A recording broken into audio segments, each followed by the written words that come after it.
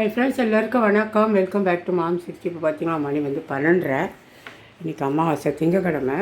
நான் வந்து ரொம்ப பெருசாக எதுவும் இப்போதான் என்னால் பண்ண முடியல. சமையல் சிம்பிளாக தான் பண்ணியிருக்கேன். முந்தியெல்லாம் கொஞ்சம் பண்ணிட்டு இருந்தேன். இப்போ உடம்பு முடியாதனால நான் ஏதோ ஒன்று செய்து அப்படியே வச்சுக்கிறேன். என்ன சமைச்சிருக்கேன் அப்படிங்கிறதெல்லாம் பார்த்துலாம். இங்கே வேறு பார்த்திங்கன்னா எறும்பு வருது சொல்லிட்டு தண்ணி ஊற்றி வச்சுருக்கேன். பார்த்திங்களா, ஒரு ட்ரேக்குள்ளே அதில் தான் எடுத்து ரைஸை வைக்கணும். வேறு வழியே இல்லை. அது ஸ்டவ்வில் வச்சாலும் வந்துடுது. இப்போ சாதம் மட்டும் உடச்சிட்டேன்.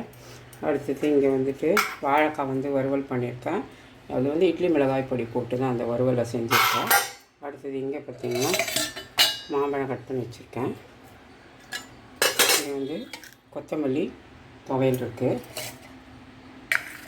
சிறுக்கீரை பொரியல் பண்ணி வச்சுருக்கேன்.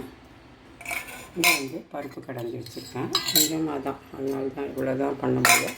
இதே அதிகம் நான் சாப்பிட்ற சாப்பாட்டுக்கு. அடுத்து இங்கே வந்து நல்லா பருப்பு தக்காளி போட்டு ரசம் வச்சுருக்கேன். ஆக்சுவலாக இதுவே போதும், வேறு என்ன பண்ண. பருப்பு போட்டால் அந்த பருப்பையும் யாரும் சாப்பிட முடியாது. ஓகே, இதுதான் இன்றைக்கி வந்து லன்ச் பண்ணியிருக்கேன். போர் இருக்குது. இதான் எங்கள் வீட்டில் இன்றைக்கி லன்ச் ரொம்ப சிம்பிள் தான். வத்தல் அதெல்லாம் அப்போலாம் எதுவுமே பொரிக்கலை. இதே நாவத்தால் தான் சாப்பிட்ணும்.